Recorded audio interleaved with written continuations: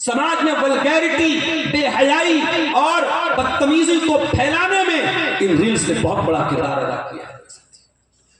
اور میں آپ سب سے دل کی گہرائی کے ساتھ گزارش کرنا چاہتا ہوں میرے ساتھ، ایک ہفتے کے بعد رمضان کا مبارک مہینہ شروع ہونے والا ہے، جس کی ایک ایک گھڑی بڑی قیمتی ہے، جس کی ایک ایک رات بڑی قیمتی ہے، جس کا ایک ایک دن بڑا قیمتی ہے۔ اللہ کے واسطے میرے بھائیوں، ہو سکے تو رمضان میں اپنے سوشل میڈیا اکاؤنٹ کو وقتی طور پہ بند کر دو یا اس کو ویرام دے دو، اس کو چھوڑ دو۔ ایک مہینہ یہ نیکیوں کی سیل لگنے والی ہے، یہ نیکیوں کا فیسٹیول آنے والا ہے، یہ نیکیوں کا موسم آنے والا ہے۔ کم سے کم اس مبارک مہینے کے دن اور رات ریلز میں برباد مت کرنا میرے ساتھیوں۔ یہ ریلز حقیقت میں وہی لغو ہے جس کا قرآن میں اللہ تذکرہ کر رہا ہے، والذین هم عن اللغو معرضون۔ میرے کامیاب بندے لغو چیزوں سے دور رہے۔ اللہ نے حرام نہیں کہا، اللہ نے لغو کہا۔ کامیاب وہ نہیں جو صرف حرام چیز سے بچتا ہو، کامیاب تو وہ ہے جو لغو چیزوں سے، ایسی چیزوں سے جس میں کوئی فائدہ نہ ہو، اس سے بھی دور رہتا ہے۔ آپ راستہ چل رہے ہیں، کوئی بارات جا رہی ہے، ڈی جے بج رہا ہے، عورتیں ناچ رہی ہیں، لڑکیاں ناچ رہی ہیں۔ اب آپ کا فرض کیا ہے؟ آپ دو کام میں سے کوئی ایک کام کر سکتے ہیں، یا تو کھڑے ہو کر آپ بیٹھ کر کے وہاں پہ ناچ گانا دیکھنا شروع کر دیں، اور دوسرا راستہ یہ وَإِذَا مَرُّوا بِاللَّغْوِ مَرُّوا كِرَامًا۔ میرے کامیاب بندے وہ ہیں جو لغو چیزوں کے پاس سے گزرتے ہیں تو شرافت سے گزر جاتے ہیں۔ یہ دنیا ایسی ہی رہے گی میرے ساتھ۔ اس دنیا میں سب لوگ متقی نہیں بن جائیں گے، سب دیندار نہیں بن جائیں گے۔ یہاں زانیوں کے بیچ میں، یہاں شرابیوں کے بیچ میں، یہاں سور کھانے والوں کے بیچ میں، یہاں حرام کھانے والوں کے بیچ میں آپ کو زندگی گزارنا ہے اور اپنے دامن کو گناہوں سے بچانا ہے۔ یہی تقویٰ ہے میرے پیارے ساتھیوں۔ والذین هم عن اللغو معرضون۔ کامیاب ہے اللہ کے وہ بندے جو لغو چیزوں سے دور رہتے ہیں۔ آج ہمارا نوجوان بیچارہ فیشن کے پیچھے دیوانہ ہے، بلیٹ گاڑی لے لی، پیچھے کسی خاتون کو بٹھا لیا۔ ہم لوگ کبھی کبھی کار سے جاتے بھی، آج ہم لوگ آ رہے تھے بنارس سے تو ہمارے سامنے غالباً امیز کوئی کار ہے، امیز وہ جا رہی تھی، اور اس میں وہ اوپر روف ٹاپ تھا، اس میں سے دیکھا کہ دو محترمائیں بیچاری منڈی نکال کے جو ہے وہ پوری دنیا کو دکھا رہی کہ صاحب ہمارے پاس تو یہ والی گاڑی ہے۔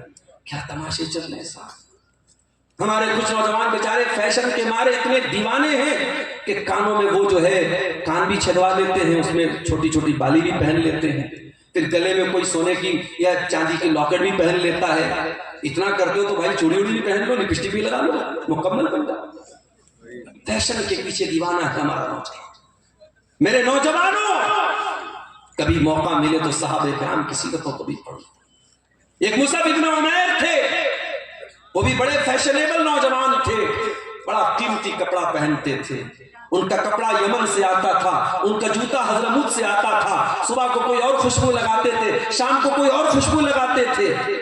مصعب بن عمیر ایمان لے آئے، نبی کا کلمہ پڑھ لیا، باپ نے گھر سے نکال دیا، ماں نے رشتہ توڑ دیا۔ مصعب بن عمیر آسمان سے زمین پہ آ گئے۔ کل تک مکے کا سب سے قیمتی کپڑا پہننے والا نوجوان آج مکہ کی گلیوں میں پیبند لگا پھٹا پرانا کپڑا پہن کے چل رہا ہے۔ صحابہ کرام مصعب بن عمیر کو دیکھ کر کہتے ہیں یہ وہی مصعب بن عمیر ہے جو مکہ کا سب سے خوبصورت اور پاکا سجیلا نوجوان تھا، جس کے کپڑوں کی مثال دی جاتی تھی۔ آج اسلام لانے کے بدلے اس نے کیسی زندگی، اپنی عیش و آرام کی زندگی کو کیسے قربان کر دیا۔ اور وہی مصعب بن عمیر اللہ کے پیارے نبی کی طرف سے مدینہ پہنچتے ہیں، اللہ کے نبی اپنا سفیر بنا کے ان کو مدینہ بھیجتے ہیں، اور مصعب بن عمیر مدینہ جا کر کے اسلام کی تبلیغ میں اپنا سارا دماغ اور انرجی لگاتے ہیں، اور ایک سال کے اندر اتنی محنت کرتے ہیں مدینہ کے ہر گھر میں اسلام کا جھنڈا پہنچا دیتے ہیں۔ اور یہی مصعب بن عمیر جب جنگ احد میں شہید ہوتے ہیں میرے ساتھی، یہ لمبے تڑنگے تھے، باڈی بلڈر آدمی تھے، ان کا جب جنازہ آیا تو جو کفن کا کپڑا تھا وہ نارمل کپڑا تھا، وہ کپڑا جب ان کے سر کو ڈھانپا جاتا تھا تو پیر کھل جاتا تھا، پیر کو ڈھانپا جاتا تھا تو سر کھل جاتا تھا۔ اتنا بڑا کپڑا نہیں تھا جو پوری باڈی کو کور کر سکے، اور بڑے محدود کفن کے کپڑے تھے، کوئی ڈبل بھی نہیں تھا کہ ان کو ڈبل پہنا دیا جائے۔ اللہ کے نبی نے ان کے سر کو کفن کی چادر سے ڈھانپا اور پیر پر ازگھر گھاس ڈال کے ان کو قبر میں اتارا۔ او لوگوں دنیا کے اعتبار سے دیکھو تو مصعب بن عمیر کی کل کی زندگی تو بڑی شاندار تھی اور آج کی زندگی تو بڑی دردناک ہے. کل تو سب سے قیمتی کپڑا پہن کر کے مکہ کی گلیوں میں چلا کرتے تھے, آج تو کفن کا کپڑا بھی اتنا نصیب نہ ہو پایا جو پوری باڈی کو کور کر سکے. مگر مصعب بن عمیر نبی کے ان خوش نصیب صحابہ میں سے جن کو نبی نے جنت کی خوشخبریاں سنائی ہیں, جن کے لیے نبی نے دعائیں کی ہیں. میرے پیارے ساتھیوں, میرے نوجوان ساتھیوں, اب آپ غور کر لو کہ آپ کو کون سی کامیابی چاہیے. والذین هم عن اللغو معرضون, اے میرے بھائیوں ہر اس چیز سے دور ہو جاؤ جو لغو ہے, جو بیکار ہے, جو آپ کے دین کے لیے نقصان دے, جو آپ کے دنیا کے لیے نقصان دے. بہت ساری چیزوں کا نام لینے کی ضرورت نہیں. آج انٹرنیٹ اور موبائل کی وجہ سے ہمارے نوجوان بہت ساری ایسی چیزوں کے عادی ہو جاتے ہیں جو ان کو برباد کر رہی ہیں, ان کی جوانی کو برباد کر رہی ہیں, ان کے چہرے کی خوبصورتی کو برباد کر رہی ہیں, ان کی راتوں کی نیندوں کو برباد کر رہی ہیں. مت کرو میرے نوجوان, ان گندگیوں کو چھوڑ دو, ان ناپاکیوں کو چھوڑ دو, ان حرکتوں کو چھوڑ دو اور والذین هم عن اللغو معرضون میں شامل ہو جاؤ کہ کامیاب ہیں وہ بندے جو لغو چیزوں سے اعراض کرتے ہیں. آج کل ایک نئی اور بلا چلی, ہر چیز کو سوشل میڈیا پہ ڈالنا. اسنیپ چیٹ پر میں بعض نوجوانوں کو دیکھتا ہوں رات میں 2 بجے نکلے چائے پینے کے لیے اور چائے کے کپ کے ساتھ فوٹو ڈال رہے ہیں. صاحب میں 2 بجے رات میں نوگڑھ میں چائے پی رہا ہوں, میں بانسی میں چائے پی رہا ہوں. اللہ کی بات ہے, تو پی سارے زمانے کو تو دکھا رہا ہے.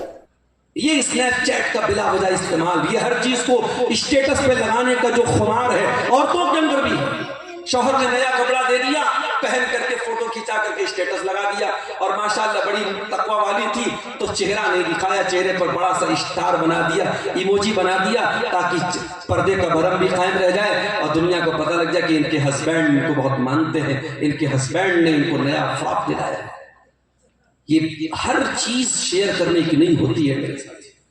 کچھ پرائیویسی بھی رکھیے, کچھ چیزوں کو اپنے گھر تک محدود رکھیے, سوشل میڈیا میں مت ڈالیے, لغو چیزوں سے پرہیز کیجیے. اور آگے بڑھیے. چوتھی چیز والذین هم للزکاة فاعلون, اور کامیاب ہے وہ بندے جو زکات ادا کرتے ہیں. زکات کیا ہے میرے ساتھ؟ اب یہاں اللہ نے زکات کا لفظ استعمال کیا. زکات کا 2 معنی علماء نے بتایا ہے. ایک زکات کا معنی ہوتا ہے اپنے آپ کو پاک کرنا, اپنے اندر کی گندگیوں کو پاک کرنا, اپنا تزکیہ کرنا, اس کو بھی عربی میں زکات. میرے پیارے ساتھیوں, چہرے پر تو آج بڑی محنت ہو رہی ہے, شریر پر تو بڑی محنت ہو رہی ہے, دل پر آج کوئی محنت نہیں ہو رہی ہے, جبکہ اللہ تعالیٰ دل کو ہی دیکھتا ہے. اللہ کے نبی اپنے سینے کی طرف اشارہ کر کے فرماتے ہیں التقویٰ ہا ہونا, التقویٰ ہا ہونا. میرے صحابہ, تقویٰ یہاں پر ہے, دل میں تقویٰ ہے. اور اللہ کے نبی دوسری حدیث میں کہتے ہیں ان اللہ لا ينظر الى صورکم واجسامکم ولکن ينظر الى قلوبکم واعمالکم. اللہ تعالیٰ تمہارے چہروں کو نہیں دیکھتا, اللہ تمہارے جسموں کو نہیں دیکھتا, اللہ تمہارے دلوں کو دیکھتا, اللہ تمہارے عملوں کو دیکھتا ہے. دل کو پاک کرو میرے بھائی, تزکیہ کرو دل کا. دل سے دنیا کی ناجائز محبت نکالو, دل سے خود غرضی نکالو, دل سے لالچ نکالو, دل سے کینہ نکالو. مسکرا کے ملتے ہو اور پیٹ پیچھے گالیاں دیتے ہو, سامنے سے مسکرا کے ملتے ہو اور دل میں کینہ چھپا کے پھرتے ہو. یہ کینہ لے کے کہاں جاؤ گے میرے ساتھ؟ یہ کینہ لے کے نہیں جا سکتے جنت میں. جنت میں جانا ہے تو دل کو کینے سے پاک کرنا پڑے گا. اسی لیے ابراہیم خلیل اللہ اللہ کی بارگاہ میں دعا کرتے ہیں وَلَا تُخْزِنِي يَوْمَ يُبْعَثُونَ يَوْمَ لَا يَنْفَعُ مَالٌ وَلَا بَنُونَ إِلَّا مَنْ أَتَى اللَّهَ بِقَلْبٍ سَلِيمٍ. اے اللہ مجھے قیامت کے دن تو رسوا نہ کرنا, مجھے قیامت کے دن تو ذلیل نہ کرنا. جس دن نہ مال کام آئے گا نہ اولاد کام آئے گی, قیامت کے دن وہی کامیاب ہوگا جو صاف ستھرا دل لے کر کے آئے. دل کو پاک کرو میرے ساتھ. تو زکات کا ایک مطلب تو یہ کہ دل کو پاک کیا جائے, اور زکات کا دوسرا مطلب کیا ہے؟ اپنے مال کی زکات نکالی جائے. اگر آپ کے پاس اتنا مال ہے جس پر زکات فرض ہوتی ہے, اگر آپ کے پاس 85 گرام سونا ہے, آپ کے پاس 595 گرام چاندی ہے, آپ کے پاس اتنی دولت ہے جس پر زکات فرض ہوتی ہے, زکات دینا ہے, زکات میں ٹال مٹول نہ کیجیے میرے ساتھ. والذین یکنزون الذهب والفضة ولا ينفقونها في سبيل الله فبشرهم بعذاب علیم. جو لوگ سونا چاندی اکٹھا کرتے ہیں اور اس کی زکوٰۃ نہیں نکالتے، اے نبی آپ ان کو دردناک عذاب کی بشارت سنا دیجئے. یوم فبشرهم بعذاب علیم یوم یحمى علیہا فی نار جہنم فتقوی بہا جباہہم وجنوبہم وظہورہم. قیامت کے دن ان کے سونے چاندی کو جہنم کی آگ میں تپایا جائے گا اور اس سے ان کی پیشانی کو داغا جائے گا، ان کے پہلو کو داغا جائے گا، ان کی پیٹھ کو داغا جائے گا اور کہا جائے گا ھذا ما کنزتم لانفسکم فذوقوا ما کنتم تکنزون. زکوٰۃ ادا کرو میرے ساتھ. یا آج ہندوستان کے مختلف مدارس جن میں آپ کا یہ ادارہ بھی شامل ہے، یہ ادارے آپ کی زکوٰۃ کی رقموں سے چلتے ہیں، یہ آپ کے صدقات و عطیات سے چلتے ہیں. اور آج سدھارتھ نگر کی سرزمین پر بڑی ذمہ داری کے ساتھ ایک بات کہتا ہوں، اگر آج ہم نے ان اداروں کا درد اپنے دل میں محسوس نہیں کیا، ان اداروں کی خبرگیری نہیں کی، ان اداروں کی ضروریات کو پورا نہیں کیا، تو ہم اچھی طریقے سے جانتے ہیں کہ دشمنوں کے منصوبے کیا ہیں، دشمنوں کے منصوبے کیا ہیں اور کس طریقے سے ان اداروں کو چوٹ پہنچانے کی کوششیں کی جا رہی ہیں. آپ بہت سمجھدار لوگ ہیں، بہت ساری چیزوں کو آپ سمجھتے ہیں اور آپ محسوس کرتے ہیں کہ حالات کس رخ پر جا رہے ہیں میرے ساتھی. اس لیے اپنے مال کی صحیح زکوٰۃ، زکوٰۃ پہ چوری نہ کیجیے. اور زکوٰۃ کے بارے میں کبھی دل میں یہ مت لائیے یہ تو ٹیکس ہے.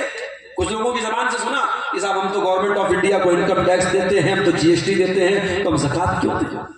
زکوٰۃ کوئی ٹیکس نہیں ہے میرے ساتھ. زکوٰۃ آپ کے مال میں اللہ تعالیٰ نے فرض کیا ہے اور یہ زکوٰۃ آپ کے میل کچیل کو پاک کر دی ہے. خذ من اموالہم صدقۃ تطہرہم وتزکیہم بہا وصلی علیہم. اے نبی آپ لوگوں کے مال میں سے زکوٰۃ لے لیجئے، وصول کر لیجئے، یہ زکوٰۃ ان کے مال کو پاک کرے گی. زکوٰۃ کے سلسلے میں بڑی لاپرواہی ہے ہمارے یہاں. آج کل ایک چیز میں دیکھ رہا ہوں، زمین خریدی کسی نے اور زمین اس مقصد کے ساتھ خریدی کہ زمین کا ریٹ بڑھے گا تو بیچ دے. مثال کے طور پہ یہ کٹریا کا علاقہ ہے، یہاں سے نوگڑھ قریب ہے، یہاں سے آپ کا مادیہ بازار قریب ہے، آپ نے مین روڈ پہ لبے روڈ آپ نے کوئی زمین خریدی اور آپ کی نیت کیا ہے، آج یہ زمین 10 لاکھ کی ہے، کل 20 لاکھ کی ہوگی تو ہم بیچ دیں گے، اور آپ اس کی زکوٰۃ نہیں دیتے. کیوں نہیں دیتے بھائی؟ اگر آپ نے زمین کو بیچنے کی نیت سے خریدا ہے تو آپ کا بزنس ایسٹ ہے، آپ کا مال تجارت ہے اور اس پر زکوٰۃ ہر سال کی کرنٹ ویلو کے حساب سے آپ کو دینا ہے. ہاں اگر آپ نے زمین لیا ہے مکان بنانے کے لیے، بچوں کا مکان بنانے کے لیے، وہ الگ مسئلہ ہے. لیکن اگر آپ نے بیچنے کی نیت سے لیا ہے تو وہ سامان مال تجارت اس کے زکوٰۃ دینا ہے. کچھ لوگوں کو میں نے دیکھا کسی کو قرضہ دے دیا انہوں نے، اب سامنے والا قرضہ واپس دینے کے لائق نہیں، غریب ہو گیا، پریشان ہو گیا، تو لوگ کیا کرتے ہیں اس کو اپنی زکوٰۃ میں سے مائنس کر لیتے ہیں. یہ بھی غلط طریقہ ہے. قرضہ دے کر کے زکوٰۃ میں سے مائنس نہیں کر سکتے آپ. ہاں اگر آپ نے کسی کو قرضہ دیا ہے اور دینے کے ٹائم آپ نے نیت کر لی کہ یہ آدمی بہت غریب ہے، اگر اس نے لوٹا دیا تو ٹھیک ہے، اور میں اپنی زکوٰۃ میں اس کو مائنس کر لوں گا، تب آپ کریں گے. آپ کسی کو کاروباری قرضہ دیں، نارمل قرضہ دیں اور بعد میں زکوٰۃ میں مائنس کر لیں گے، ٹھیک نہیں ہے. بعض لوگ اس لیے زکوٰۃ نہیں دیتے، کہتے صاحب ہم بڑے قرضدار ہیں. اگر آپ قرضدار ہیں لیکن آپ کے پاس 85 گرام سونا ہے یا 595 گرام چاندی ہے یا اتنا کھیت ہے جس پر زکوٰۃ فرض ہوتی ہے تو زکوٰۃ دینا پڑے گا. آپ قرضدار ہونے کی وجہ سے یہ ایکسکیوز نہیں پیش کر سکتے، یہ عذر نہیں پیش کر سکتے کہ ہمیں زکوٰۃ دینا. تو یہ 5ویں چیز ہے میرے ساتھیوں، والذین هم للزکاۃ فاعلون. اللہ کے کامیاب بندے وہ ہیں جو زکوٰۃ ادا کرتے ہیں. اور زکوٰۃ اگر کوئی انکار کر دے، کوئی مانے ہی نہ زکوٰۃ کو، تو کافر ہو جائے گا. اور حضرت ابوبکر صدیق نے ایسے لوگوں کے خلاف جنگ کیا ہے جو زکوٰۃ کا انکار کرنے والے تھے، جو مانے ہی نہ زکوٰۃ. اس کے بعد اللہ نے 6ٹھی چیز فرمایا، والذین هم لفروجہم حافظون. اور کامیاب ہیں وہ بندے جو اپنی شرمگاہوں کی حفاظت کرتے ہیں، جو زنا نہیں کرتے، جو بدکاری نہیں کرتے، جو حرام کاری نہیں کرتے. شرمگاہ کی حفاظت اس دور میں بہت بڑا چیلنج بن چکی ہے. ابھی آپ نے سنا ہوگا امریکہ کے ایک آدمی کے کالے کرتوت دنیا کے سامنے آئے. जेफरी एप्स्टीन नाम का वो यहूदी जो 2019 में कैद खाने में मरा हुआ पाया गया, उसके जिंदगी के कच्चे चिट्ठों की जो फाइल अमेरिका के डिपार्टमेंट ऑफ जस्टिस ने दुनिया के सामने पब्लिश की है, जो कई लाख सफहात है उसमें और कई हजारों वीडियोस है। ये जेफरी एप्स्टीन नाम का आदमी, इसका अपना एक आइलैंड था, इस पे छोटी छोटी बच्चियों को ये किडनैप करके बुलवाता था और उनके साथ यौन शोषण करता था, उनके साथ दरिंदगी करता था, उनके साथ हैवानियत करता था, उनमें छोटी छोटी बच्चियों को मशीन में डाल के कत्ल करके उनका गोश्त तक ये खाता था। और ये कोई मामूली आदमी नहीं था, ये बहुत बड़ा जासूस था और दुनिया के बड़े बड़े हुक्मरानों से इसके बड़े अच्छे थे। दुनिया कहां पहुंच चुकी है मेरे साथ। इंसान जिनसी ख्वाहिशात का कैसा गुलाम बन चुका है कि वो छोटी बच्चियां बेचारी जिनकी खेलने की उम्र है, उन बच्चियों से उनका बचपन छीन लिया जाता है। हालात ये हो चुके हैं कि 5-6 साल की बच्ची भी होती है तो माँ बाप अकेले कहीं भेजने से डरते हैं कि न जाने कौन दरिंदा हमारे आसपास जेफरी एप्स्टीन बन के घूम रहा हो। याद रखो मेरे भाइयों, ये जेफरी एप्स्टीन तो अमेरिका का था, मगर जिस सोसाइटी में हम रहते हैं यहां भी कदम कदम पे आपको जेफरी एप्स्टीन मिलेंगे, यहां भी कदम कदम पे ऐसे लोग मिलेंगे। इन मोबाइल की रील्स ने, इन गंदी फिल्मों ने इनके ज़हनो दिमाग को इतना बदतर बना दिया है कि वो छोटी छोटी बच्चियों को भी गंदी निगाहों से देखते हैं। वो रास्ते में चलने वाली औरतों और लड़कियों को बड़ी गंदी निगाहों से देखते हैं। मेरे प्यारे साथियों, इसीलिए इस्लाम ने सबसे पहले निगाहों को नीचा करने को हुक्म दिया। कुल लिल मोमिनीन यकुद्दू मिन अबसारिहिम व यहफज़ू फुरूजहुम, ऐ नबी आप ईमान वाले मर्दों से कह दीजिए अपनी निगाहों को नीचे रखें, अपनी शर्मगाह की हिफाजत करें। औरतों से भी कहा गया वो कुल लिल मोमिनाति यग़ज़ुज़्न मिन अबसारिहिन्न व यहफ़ज़्न फुरूजहुन्न, ऐ मुसलमान औरतों तुम भी अपनी निगाहों को नीचे रखो, अपनी शर्मगाह की हिफाजत करो। अरबी का शायर कहता है नजरतुन फब्तिसामतुन फकलाम, ये इश्क और मोहब्बत के जो सिलसिले शुरू होते हैं ना, पहले ये नजरों से शुरू होते हैं, फिर मुस्कुराहट से शुरू होते हैं, फिर बातचीत से शुरू होते हैं। पहली नजर का जो तीर है, ये तीर ही सबसे खतरनाक, सबसे जहरीला तीर है। इसलिए इस्लाम ने नजर की हिफाजत को हुक्म दिया। उसके बाद औरत से कहा गया वला युबदीना ज़ीनतहुन्ना, ऐ औरतों तुम अपनी जीनत को छुपा करके रखो, अपनी खूबसूरती को जाहिर न करो, अपने चेहरे को दुनिया के सामने दिखा करके न चलो। जो इस्लाम औरत को अपनी खूबसूरती छुपाने की तालीम दे रहा है, और यहाँ तक फरमाया वला यज़रिबना बिअरजुलिहिन्ना लियुअलम मा युख्फीना मिन ज़ीनतिहिन्ना, ऐ औरतों जब तुम रास्ते में चला करो तो जोर जोर से अपने पाँव को जमीन पे मार के न चला करो, कहीं तुम्हारे पायल की झनकार गैर मर्दों तक न पहुंचे। मेरी प्यारी माँ बहनों, जो इस्लाम इतना पाकीज़ा दीन है वो इस बात की तालीम कैसे दे सकता है कि आप फरवरी की 14 तारीख को किसी से गुलाब का फूल एक्सेप्ट कर लें, आप 8 फरवरी को किसी से चॉकलेट वसूल कर लें, आप 10 फरवरी को किसी से गुलाब का फूल वसूल कर लें। मेरी प्यारी बहनों, ये तमाम के तमाम ढकोसले जो प्यार और मोहब्बत के नाम पे फैलाए जा रहे हैं, ये सारे ढकोसले ज़िनाकारी और बदकारी के रास्ते तय करने के लिए बनाए गए। ये सारे ढकोसले ज़िनाकारी और बदकारी के रास्ते तय करने के लिए बनाए। ये उनका कल्चर है, ये उनकी तहजीब है। जो सूअरखोर है, जो हरामखोर है, जो छोटी छोटी बच्चियों के साथ दरिंदगी करते हैं, ये उनका कल्चर है। इस्लाम में कोई वैलेंटाइंस डे नहीं है, इस्लाम में कोई रोज डे, कोई टेडी डे, कोई फलाना डे, कोई ढकाना डे नहीं है। इस्लाम कहता है निकाह करो और आपकी शादीशुदा जिंदगी में हर दिन आपके लिए खूबसूरत होना चाहिए। हर दिन अपनी बीवी को गुलाब का फूल पेश करो, हर दिन अपनी अहलिया को चॉकलेट खिलाओ। कोई दिन मुतय्यन नहीं है, कोई दिन खास नहीं है मेरे साथी। इस्लाम बड़ा पाकीज़ा दीन है मेरे साथी। फरमाया वल्लज़ीना हुम लिफुरूजिहिम हाफ़िज़ून, कामयाब है वो बंदे जो शर्मगाह की हिफाजत करते हैं।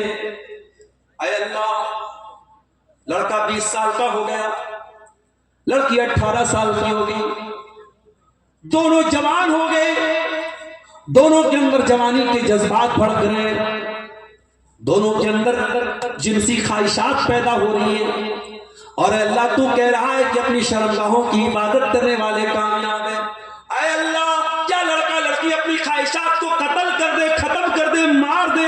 فرمایا نہیں، الا علی ازواجہم او ما ملکت ایمانہم فانہم غیر ملومین۔ اے میرے بندو، تمہارا پروردگار خوب جانتا ہے تمہارے دل کو کس چیز کی ضرورت ہے، تمہارے جسم کو کس چیز کی ضرورت ہے۔ اللہ نے تمہیں شرمگاہ کی حفاظت کا حکم دیا ہے، مگر حرام راستوں کو بند کیا ہے، حلال کو بند نہیں کیا ہے۔ تم نکاح کر کے بیوی کو لاؤ، تم نکاح کر کے کسی سے نکاح کر لو، شادی کر لو، اور شادی کر کے جائز طریقے سے اپنی خواہشات کو پورا کرو۔ یہ ہے اسلام۔ ایک صحابی تھے، ان کا نام تھا عثمان بن مظعون رضی اللہ عنہ۔ یہ وہ پہلے صحابی ہیں جن کو بقیع کے قبرستان میں دفن کیا گیا۔ سب سے پہلی قبر جو بقیع میں بنائی گئی، دفنایا گیا، یہ عثمان بن مظعون کو دفن کیا۔ عثمان بن مظعون بڑے نیک آدمی تھے، دور جاہلیت میں بھی انہوں نے کبھی شراب نہیں کیا۔ ان کے دماغ میں خیال آیا کیوں نہ میں اپنے آپ کو خسی کر لوں، اپنے آپ کو ایسا بنا لوں کہ میں شادی کے قابل ہی نہ بچوں، میں شوہر کا حق ادا کرنے کے قابل ہی نہ بچوں۔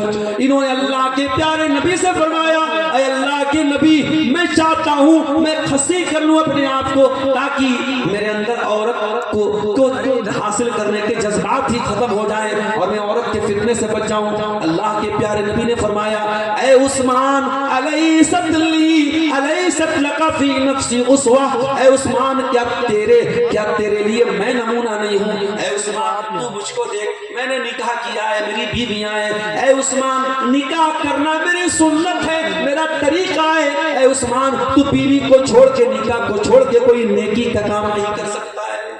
اسلام کی نظر میں کوئی نیکی نہیں ہے کہ آپ پریوار نہ بسائیں، آپ شادی نہ کریں، بال بچوں کو چھوڑ کے آپ جنگلوں میں چلے جائیں۔ یہ اسلام کی تعلیم نہیں ہے۔ اسلام کہتا ہے نہیں، آپ شادی بھی کریں، بیوی کا حق ادا کریں، بچوں کا حق ادا کریں، اور ساتھ میں آپ اللہ کی بندگی کا حق ادا کریں۔ یہ ایمان ہے، یہ تقویٰ ہے۔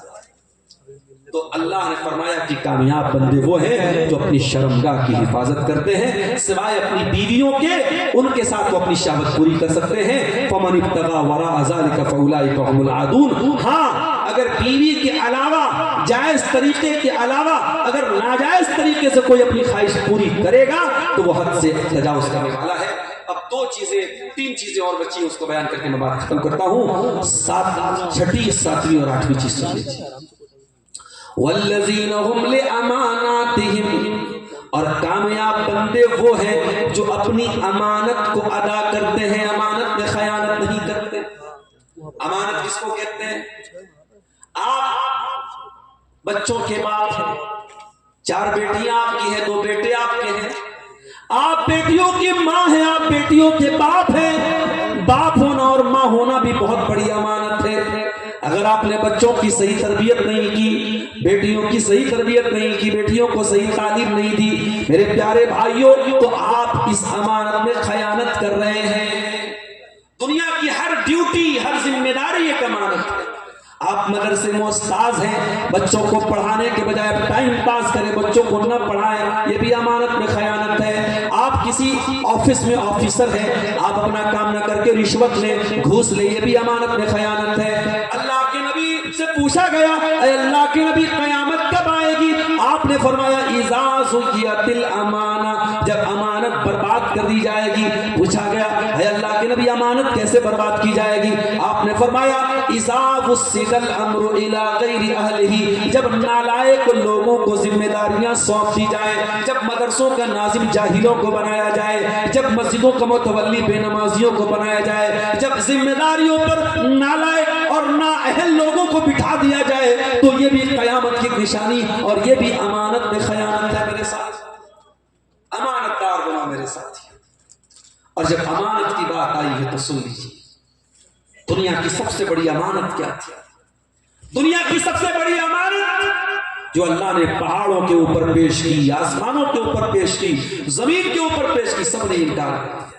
اِنَّا عَرَضْنَا الْأَمَانَةَ عَلَى السَّمَاوَاتِ وَالْأَرْضِ وَالْجِبَالِ، ہم نے دنیا کی سب سے بڑی امانت آسمانوں پر پیش کی، زمین پر پیش کی، پہاڑوں پر پیش کی۔ فَأَبَيْنَ أَن يَحْمِلْنَهَا وَأَشْفَقْنَ مِنْهَا وَحَمَلَهَا الْإِنسَانُ، سب ڈر گئے اور سب نے اس امانت کو اٹھانے سے انکار کر دیا. لیکن یہ کمزور مٹی کا بنا ہوا انسان یہ تیار ہو گیا. انہو کان ظلوما جہولا, یہ ظالم انسان, یہ جاہل انسان جو اس امانت کا حق ادا نہ کر پایا, جو اللہ کی فرما برداری کا حق ادا نہ کر پایا, یہ انسان اس امانت کو اٹھا بیٹھا. امانت میں خیانت مت کرو میرے ساتھ. کامیاب ہے وہ بندے جو امانت دار ہوتے ہیں, امانت کو ادا کرتے ہیں. آج ہندوستان کا ماحول جیسا بھی ہے, آج ہمارا کردار ویسا ہی ہونا چاہیے جو ہمارے نبی کا کردار تھا. ابھی ایک جگہ میں نے ایک خبر سنی کہ اسکول کا ہیڈ ماسٹر تھا, پرنسپل تھا, زبردستی اس کو سسپینڈ کر دیا گیا اور کہا گیا کہ صاحب یہ اپنے اسکول میں نماز لوگوں کو پڑھاتا تھا. لیکن پورے گاؤں میں غیر مسلم بھائی زیادہ تھے, انہوں نے جا کر کے پولیس سے کہا کہ نہیں یہ بہت اچھے ہیڈ ماسٹر صاحب ہیں اور یہ کوئی نماز وغیرہ نہیں پڑھاتے ہیں. تو بعد میں اس کا سسپینشن واپس لیا گیا. آپ اگر امانت دار ہیں اپنے کام میں, آج معاف کیجیے گا, آج کاروباری معاملات میں, بزنس میں آج بہت سارے مسلمان جب دھوکہ دھڑی کرتے ہیں, فریب کرتے ہیں اور چیٹنگ کرتے ہیں تو وہ اپنے ساتھ ساتھ اسلام اور مسلمان کے نام کو بھی بدنام کرتے ہیں. میرے پیارے ساتھیوں, ہم محمد رسول اللہ کا کلمہ پڑھنے والے, ہم الصادق الامین کے ماننے والے ہیں. ہم میدان زندگی کے ہر میدان میں امانت دار بنے.